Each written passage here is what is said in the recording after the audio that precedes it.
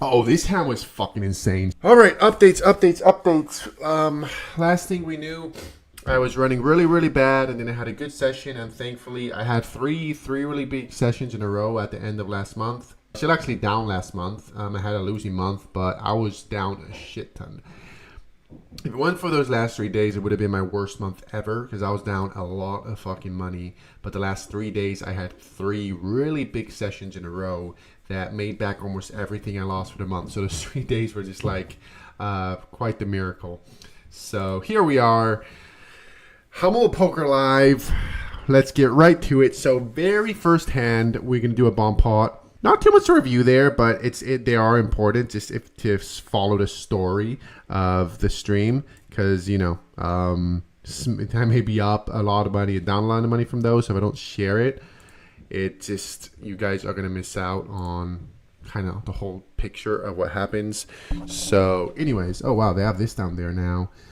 I hope they don't have that the whole time. Okay, cool. I was like, if that's there the whole time, that's going to be very, very distracting. All right. Now I'm all set. I'm feeling better. I was getting really frustrated because I wanted to go live and things weren't working, but we're good now.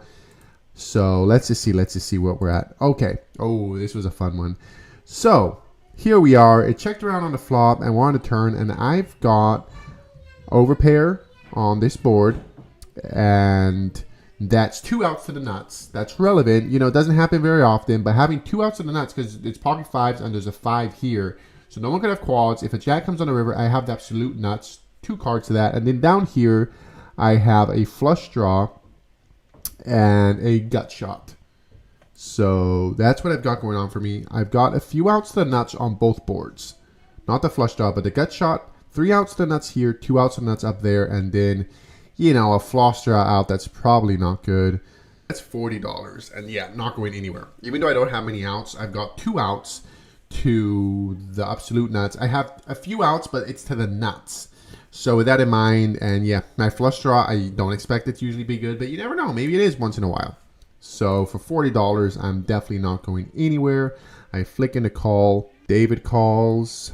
And yeah, there's some strong hands. So go to the river. What will the river be? First river is a let's freaking go. We don't hit the other one, but I hit my 2 outers to have the absolute nuts. Pocket jacks, I got the nuts in a bomb pot that you can't share. Just a dream in bomb pots. You cannot lose and you can't get quartered. No one else can have the nuts. I'm the only one, and we break on the other one. But yep, really happy with my hand. And what happens now? I think Brett leads. Yeah, Brett leads with a boat. So, I think I'm usually good here too after checking around the flop and then a small bet on the turn. I think my boat is usually good here. I don't expect anyone to really have aces that often here. And now Joe calls. And yeah, Joe has quads. So, yep, we both have the nuts. And now I'm just going to pile in money. Just going to put in as much as I can. So I'm going to repot it. It doesn't really matter, as you see. All that matters is how much Joe has behind, because I'm chopping with Brett. So, yep, I repot it. How much is that? Let's see how much a repot is. For 1,105. And yeah, as you probably expect, Brett is not going to fold, and I don't put it against him. Just not too many hands he's losing against. So he calls, Joe calls, and we will chop it up with Joe. So I do get it all in with Brett, but as I mentioned, all that matters is Joe. That was in for 1,000 because we have the 2 winning hands. Everything over 1,000 was me and Brett, and we're chopping. So we make like a $580 profit in this first hand. That's definitely absolutely amazing. Running good in the bomb pots to get going. Next hand, next hand, next hand. We don't have any Nick. I think we got the 7 deuce going on right now. No Nick game. So Liliana made it out from LA to play. She's going to raise it up with her Queen 9 suited. And I'm in the button with Ace 9 suited. So definitely not always a 3-bet. But hey, it can't be that bad. Then David cold calls in a big blind. That's really interesting, as you see. Okay, now we know David could be cold calling 3-bets with offsuit broadways. And Liliana calls as well. So we go 3 ways to a flop. Pretty bad. So yeah, I got 2 overs, but definitely a way better board for them than me. So I think just checking here. I think even in like heads up 3-bet pot, we're just checking a lot on this board. So 3-ways even more. I'll be checking my overpairs too a lot here. Just it's way better board for the callers than me 3-betting. They have way more sets. They have way more straights. They have way more 2-pair. So yep, I check. And David bets. And after he cold called a 3-bet, it just seemed a lot of pocket pairs. So I didn't. Yeah, he bet 65. That's not too big. And yeah, I do just fold. I'm just not going to dive too much into this one because it's just hard to review on GTO Wizard because he cold called my 3-bet. That's a really weird range. Maybe I should be calling once. I'll just share what I thought in a moment. I thought people cold call 3-bets most of the time with pocket pairs. You know, hands that they want to see a flop with, but it's the too weak to 4-bet. That they think it's too strong to fold. They probably should. And maybe some Broadways. But he had to worry about Liliana after him as well. So if it was heads up, maybe a little more inclined to call. But just betting here on a board that is better for him with another player left to act. I mean, with nothing going on, just 2 overs. Maybe I should call at least once since maybe my ace or 9 is good. Seems like a close spot. In the moment, I do just let it go. And ooh, yeah, this is an interesting one. So low jack Joe limps in the low jack. Joe limps in the low jack. I raise it up to 30 in the hijack. Nick game is going on now, so I make it a little bigger. And Joe is going to call. So I want to see this spot because this was interesting. And I play it differently because the Nick game is going on. And I think Joe could be decently wide. So anyways, Joe limp calls with his pocket eights. We go to a flop. That is very nice. Ace, King, 5. So, first thing is that on double Broadways, we're going to go for a really big bet. Well, it's triple Broadway. Wait, was it triple Broadway? Wait, was that a 10? No, it wasn't. Okay. So, my strategy usually on double Broadways, that's Ace X, it's a really big bet. And my hand is a check. Because if you're betting really big or checking, your value bet threshold is a lot higher. Ace 6, I got to check. In the moment, because the Nick game was going on, I just wanted to be betting more to deny more equity because I'm just a lot more focused on winning the hand just to get rid of the Nick game that I didn't want to give free cards to my opponent. So with that in mind, I did just bet smaller because if I overbet, I can't bet this hand. So I switched my strategy just to fuck it. I'm going to just bet small this time. I'm going to switch my strategy of betting small. Like that, I can bait my Ace 6. So with that in mind, I do go for a small bet. Well, smallish. I bet 30 half pot. And he pretty much snap calls.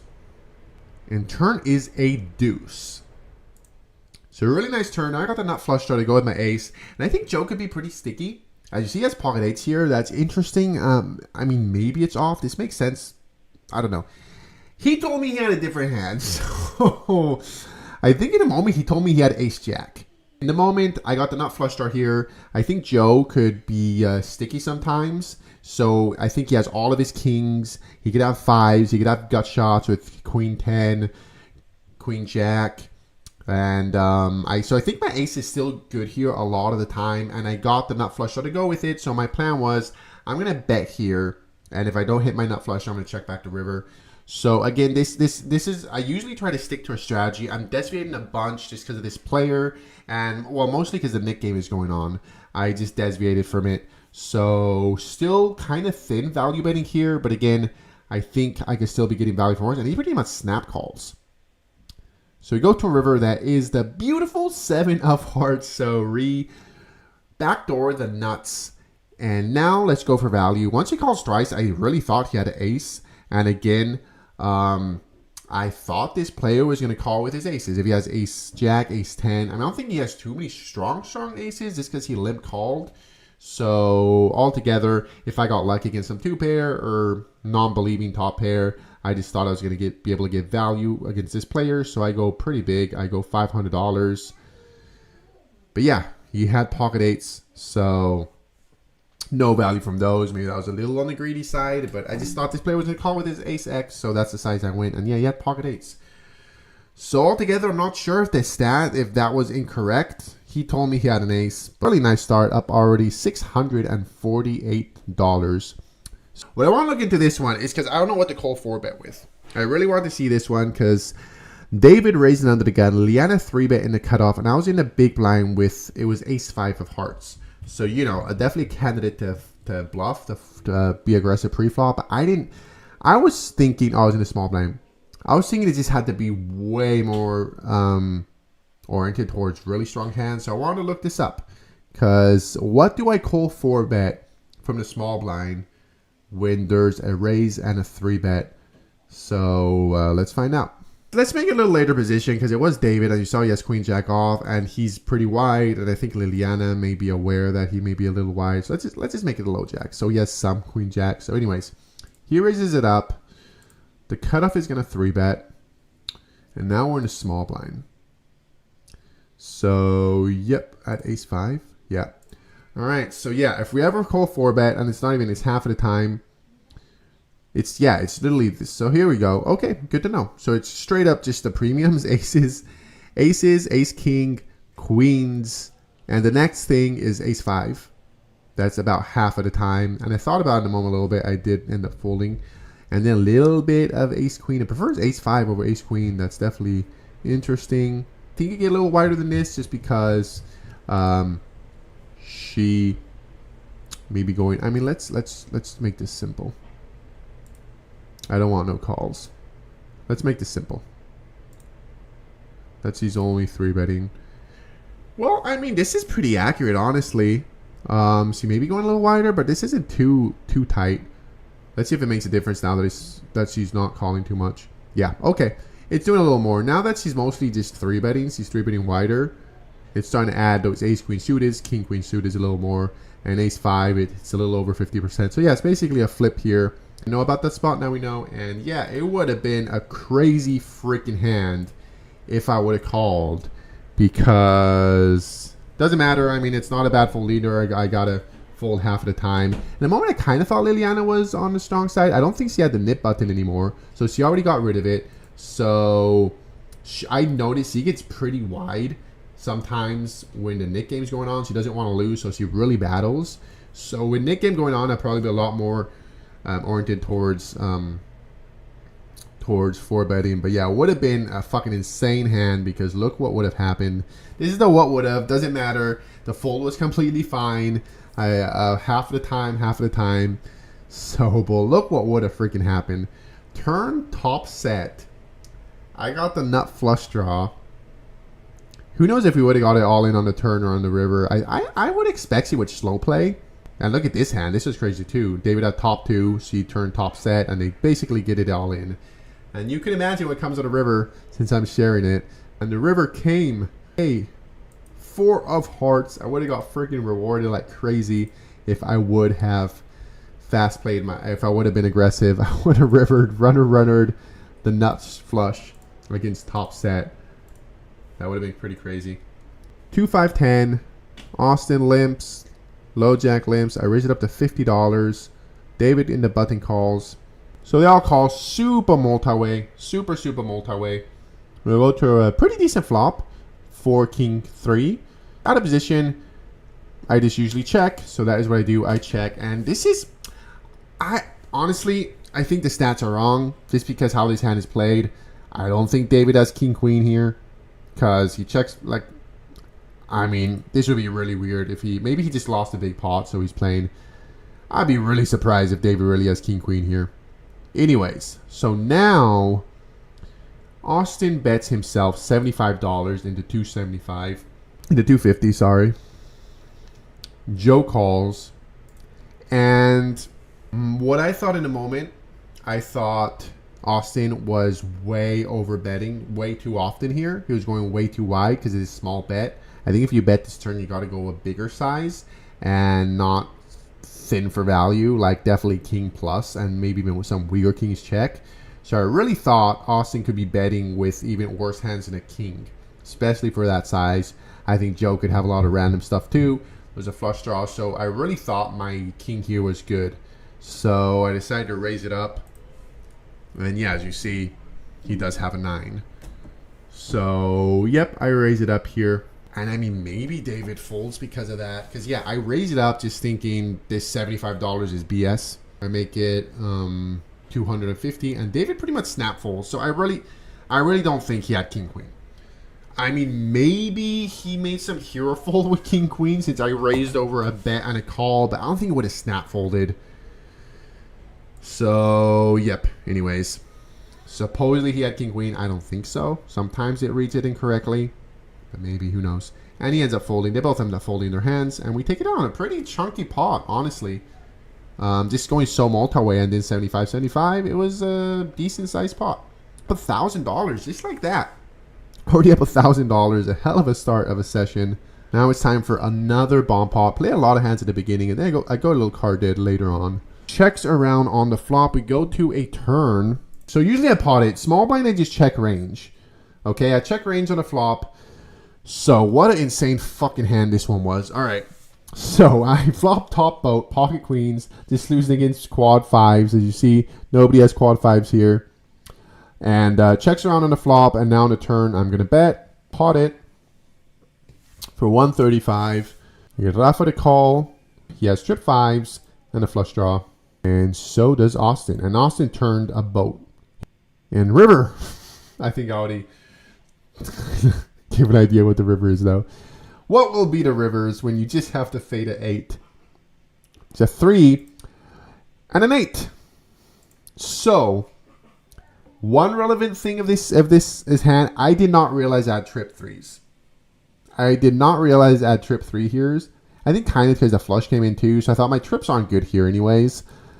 And now this was a really interesting spot. I mean, dude, palm pots are pretty fucking crazy. And I was thinking, it's 3 ways. On my board, I mean, I think I don't know. I got pretty nitty here. I mean, maybe, let's just watch the hand. I think I'm babbling a little bit. So I decided to check. Because 3 ways, I was worried about quads, dude. Now there's 2 combos. It's not just one. There's 2 combo quads. We're in a damn bomb pot. And I'm not good on this board. So I decided to play calm and check and kind of see what they decide to do and go from there. So that is what I do. I check since there's 2 combo quads, and bomb pots are crazy. I've lost against quads before a few times in a very similar spot. So now Rafa bets $100. And I'm like, okay, $100 is BS. I'm going to definitely repot this, but Austin makes it $400. And that's when I'm just like, oh, fuck. So now I'm in a spot that what did the river change? Sure, it could be Queen 8. That he could be doing that with too. But we're super deep. That's very important here. We are super damn deep. I repot it here, and he goes all in or something. I'm only probably against quads. When you get it all in here, you're only against the nuts, so you really have to be careful in bomb pots when you're really deep to not blow the pot when you don't have the nuts. Because again, there's one combo to 2 makes a big difference.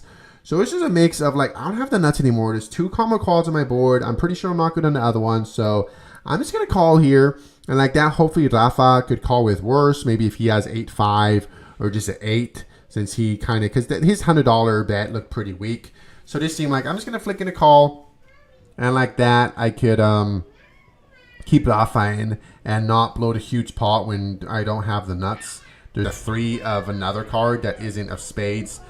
But you know, you could have quads with a flush because it's not to have quads. You have to have a spade. Pocket 8s and pocket 5s, both of them you need a spade. So if he has quads, he has 1 spade already. So he needs 1 more. So that's super relevant too. I don't want to lose fucking almost 400 big blinds with boat when there's all these possible hands. So I just called. Rafa calls. They actually wanted to fold because I would have chopped if Rafa folded because my trips were good. But yep, Austin had quad 8s. Rafa had the second nut flush. So we get a scoop. We lose a chunky one right here. The button. Ace jack off. All these callers. Nick game going on. Yeah, let's fucking 3-bet. 3-bet to $150. You think pocket fours against a a big three bet will call or fold, but this is Brett. And Brett plays in mysterious ways. You never know what he's going to be doing, even if you see his cards. He 4-bets me to $420, and I just got to fold. The kind of annoying part is, like, I told him, I'm bluffing, but I'm worried that you're bluffing my bluff. So, yeah, I do fold, and yeah, pocket fours. I already said it before folding. Like, it's annoying because I think I maybe have the best hand that you're bluffing me when I'm bluffing, but I just can't. You can't call a 4-bet with ace jack off, and I think 5-bet ripping it with ace jack off is a massive punt even against that. So yeah, there goes almost all of our damn profit from 1,000 to 325 in just a few hands. So let's try to get some back. Hijack, make it $50. This was, yeah, things were getting pretty fucking annoying. I think I almost got back to even. So I make it $50. David calls in a button with his ace-5 suited. Frustrating hand, this one, because we were heads up for the Nick game.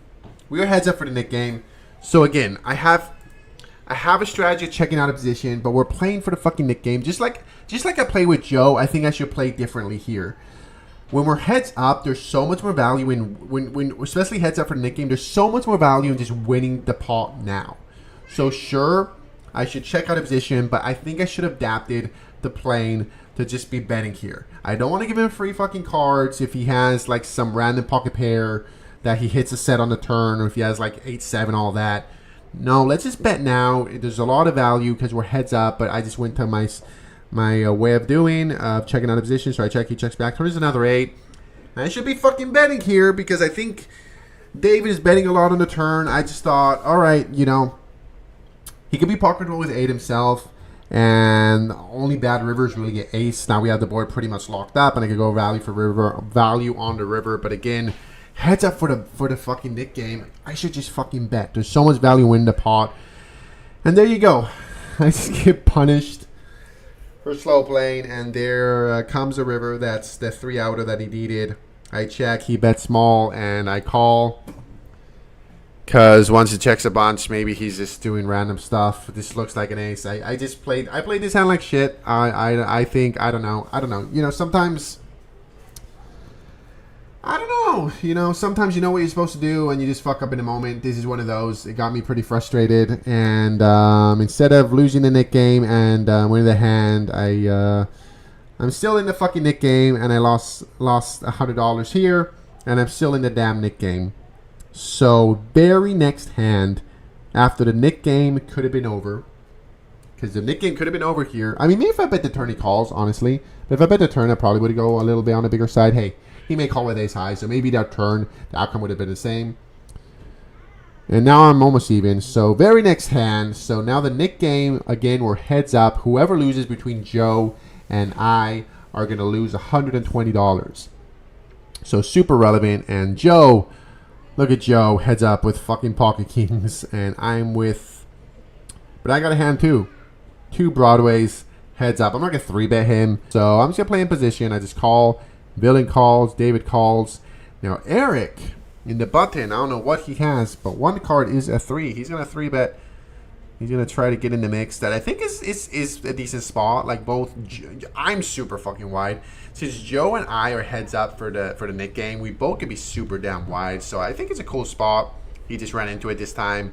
Joe has pocket kings on. I'm like, God fucking damn it. He 4-bets, and I just got to fold. And I'm just thinking about the previous hand. Why not just bet that damn flop, man? He does let it go, and I have to pay the Nick game to everybody. So another $100, and just like that, starting really strong, being up $1,000, just giving it all right back. And I'm in the nip box. Whatever. I don't think about that anymore, honestly. I just try to play my best game when on stream. I don't look at the comments. I don't look at the chat. You know. That I'm not fucking here. I'm not playing the stream to be the maniac. I'm playing the stream to try to play my best game. You know, that's why we're studying and try to make the most money. I'm not there. My main goal is not to put on a show. You know, I set up the game. That's the value I give, and I think, you know, playing optimally is very entertaining as well. So whatever, I don't care. I used to try to get out of the nip button. I think that could affect my game negatively. I'm just trying to play my best. Another bomb pot. You usually gotta watch out with like middle set when people are top set, but I'm in late position. I think most players just have a strategy of betting with strong hands, especially on boards that there's a lot of bad turns. So maybe they could have aces on like ace 5-5 because there's not many bad turn cards. They have it pretty much locked up. But ace jack 5, you know, there's gut shots. There's a lot of straight cards on a turn.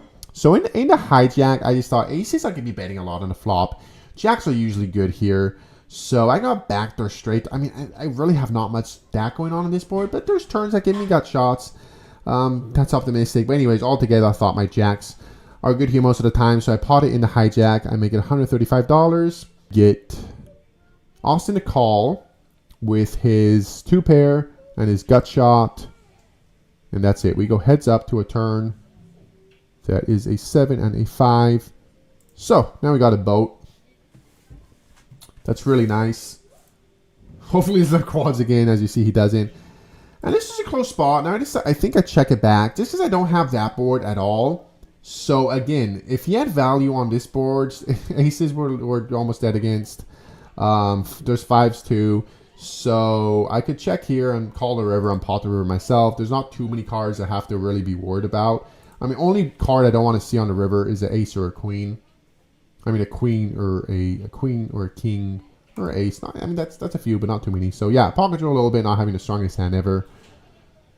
And river is a ace. That's great. And a 6. Beautiful river on that board. Way less likely he has pocket aces. And now I think he checks. And now let's pot it. And probably not good on the top board, which is my pocket jacks. And I'm definitely good on this board, so I can just pot it and try to just take it down right here. When my hand is definitely good. Ace on that board, 1 combo. Again, I'm just losing against 2 combos of hands, and he's definitely betting that on the river. And let's try to get a worse hand to fold on the other board. Let's try to get a better hand to fold. Let's try to get the queens to fold. Or maybe just an ace X. Yep, I potted $405. And as you see, his queen got counterfeited. His 2-pair got counterfeited. So he does let it go. Nice little something to help us get back on track because the Nick game is going on.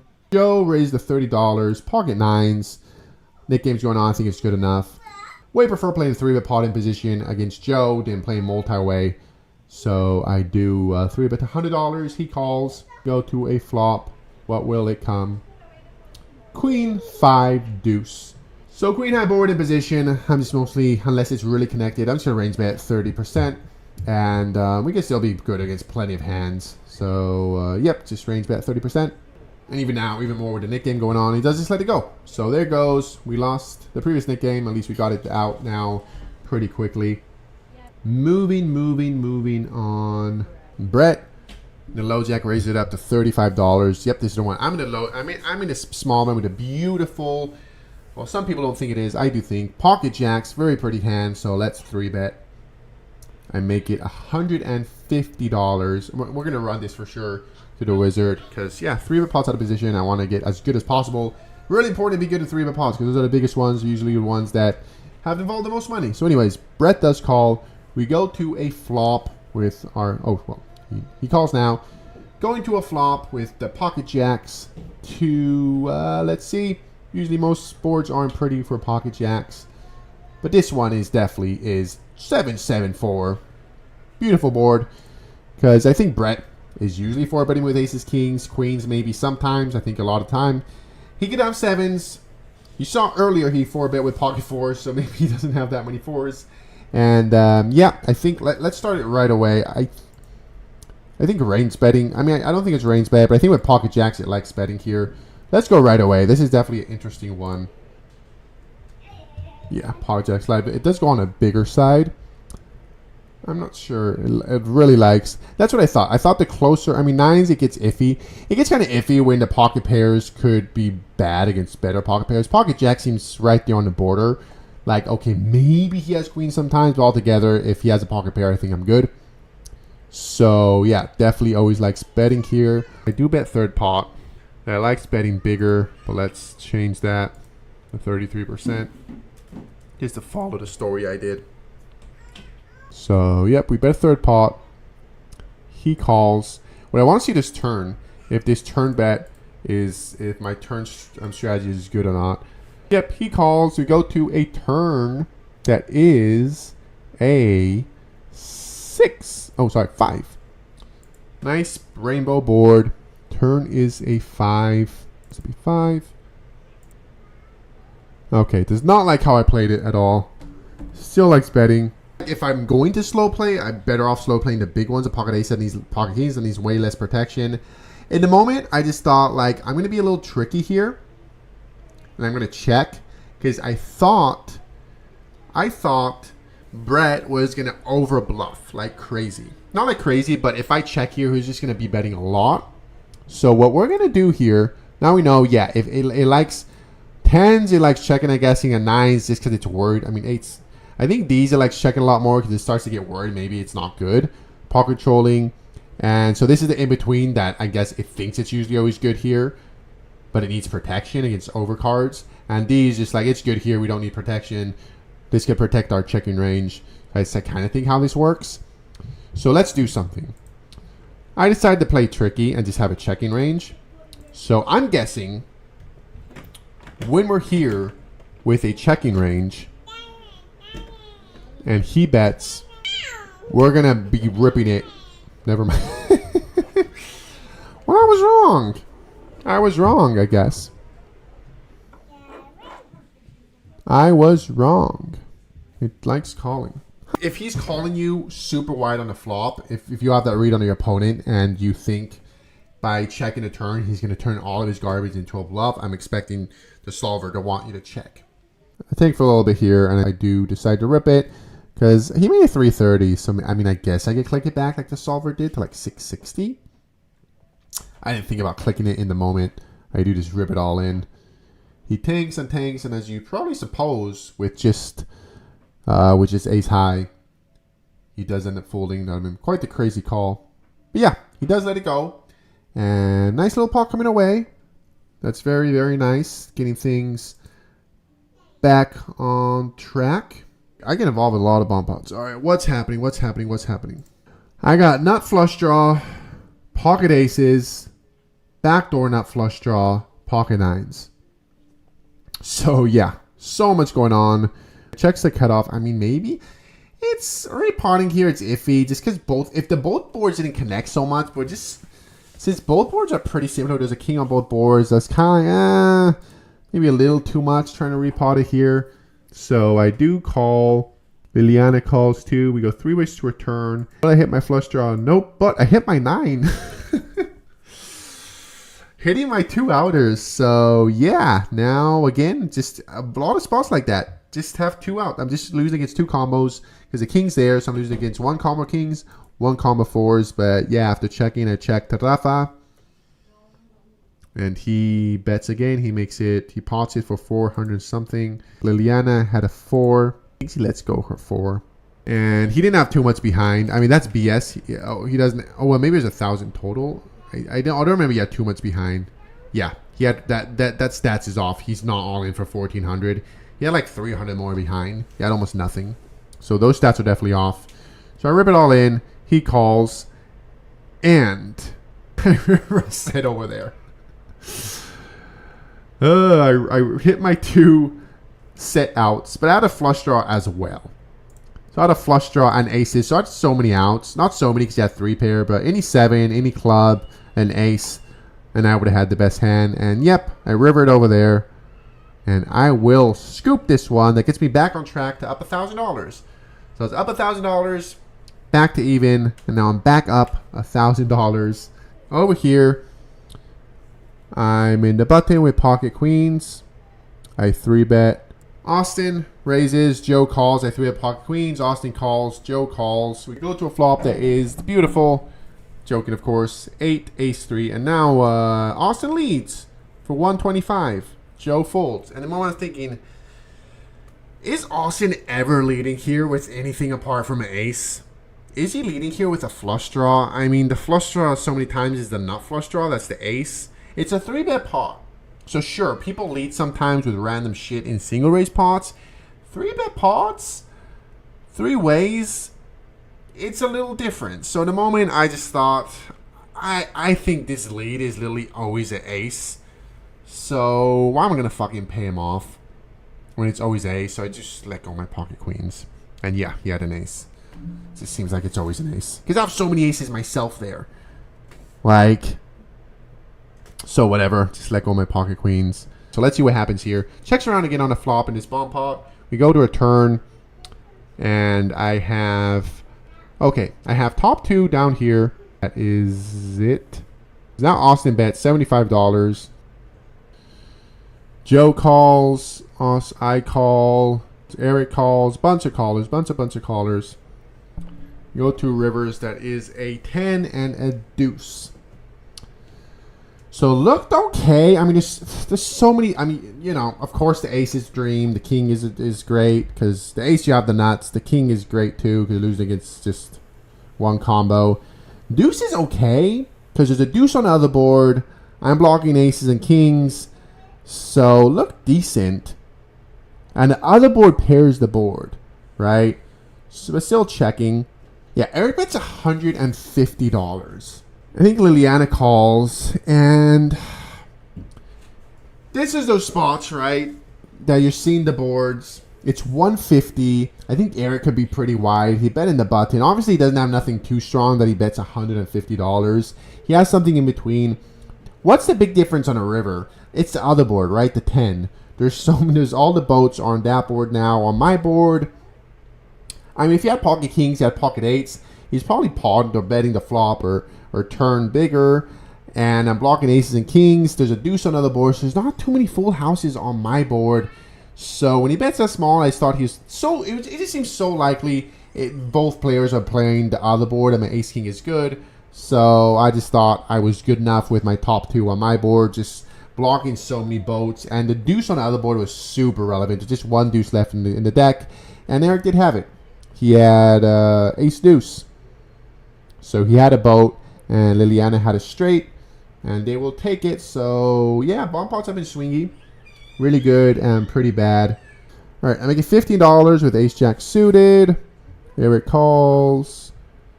Austin calls. We go to a flop. And nice. Not flush draw, out of position. I'm going to check. Eric bets. He bets $30. And, you know, when you check range, you got to check raise a lot, of course. 2 overs, nut flush draw, and a jack has, you know, some backdoor straight draws, nut flush draw, 2 overs. Good candidate to check raise, so I make it $100, and he calls. Turn is a 4, so, you know, when the board pairs, just usually a shitty hand. I think you got to check a lot. So I do decide to check this time with my nut flush draw. I'd be betting a lot of turns. Just he checks back, and river ace. So yep, I think my ace is usually pretty good here. And after check raise, and he goes check on a flop. I think he has a lot of times a 10. A lot of draws miss, and I think he could think I'm going to use this as a scare card, so I'm going to bet. And we're on the big side, because I think I'm going polarized, saying I have an ace or probably nothing. So I think I go pretty big. I pot it $250, just because it's mostly saying I have ace X or better. He does tank a little bit. Pay me off, Eric. Come on. Is he using it? He does flick in a call. I get paid off, and a little pop coming my way. How does that bring me? All right. Up 550. Cut off. Limps. I raised it up in a button to $40. The new player, Ricky. He just sat down. He may start playing more often. He seemed like a super cool guy. I got his number. But limp callers. I think my hand is good here a lot. I could just bet small. Check the turn. My jack is good here a lot. If it's not, I got to open in a straight draw. But I get check raised. Ricky, he just sits down. Right away, check raised me to $120. And yep, open in a straight draw. And middle pair not going anywhere. I flick in the call. And turn is an ace. What does he do now? He does check now. And maybe I should turn my hand into a bluff here. Because what is this? I mean, can I get 2 pair to fold? I just wasn't sure. If he was check raising, I don't see players check raise that often. And if he's check raising me, he has 2 pair, right? Like queen jack, jack 9, queen 9. That's worried about me having ace queen, ace jack, or now the straights. I didn't know the player. I really didn't know if I might get 2 pair to fold. So I decided just to check back. And river's the king. So I river a king. That's very nice. And now when he does end up checking again, I just really thought like, okay, he has 2-pair here now. Or maybe even a set. A set's probably better turn. Go pretty big because I'm representing a 10 here or nothing. So I go pot and a half for 500. Just hoping he, sometimes players just have 2-pair and they don't want to fold 2-pair. You know what I mean? So, yep. Maybe still too greedy. I think polarized when you're presenting a straight just makes sense. And yeah, he just had a king. He's thinking with a king here. And that was good the whole way, actually. He check raised with the gut shot. Backdoor, he does just let it go. I raise it up over here with pocket queens. Oh yeah, this was so weird. This is when like Brett plays in mysterious ways. Brett just calls me in the small blind with ace king suited.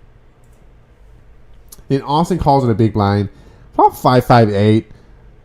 And Austin leads. And this is the bullshit leads. It's on the bigger side. I should fucking raise here. Fuck these leads. Sure, he could have a 5. He could have a bunch of garbage fucking 8s. If it was heads up, I was just worried about a little bit of Brett too. But whatever. We'll figure it out in a moment. If I raise any 3 bets, we can figure it out. So I think I should be raising here. In the moment, I do just flick in a call. And so does Brett. Turn is a 7. So now, if I was thinking about sometimes raising turn, that was an iffy turn. I definitely think I'm good against the $75, but I got Brett behind. A lot of straights coming. That's a really iffy turn that connects a lot with that board. So I do just call. Brett calls with the nut flush draw on 2 overs, and it covers an ace. And now Brett leads. This is a weird random hand. I think I should raise a flop. Because Austin, I think, is just leading with a lot of just random shit. 155, whatever.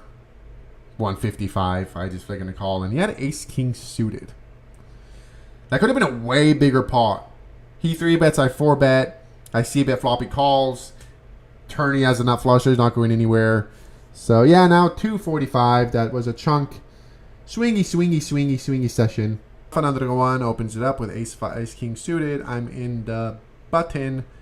I'll flat sometimes. I mean, flatting with no rake is fine. I got my beautiful pocket 3s, my favorite numbers, so I call. Look at that flop. Queen 9-3. Bottom set. 92%. 92%. Let's remember that. 92%. And just betting here, I think I could bet. When I'm in position, I could just bet small. I could just, like that, I could be going wide, and they both call. Turn is a 10.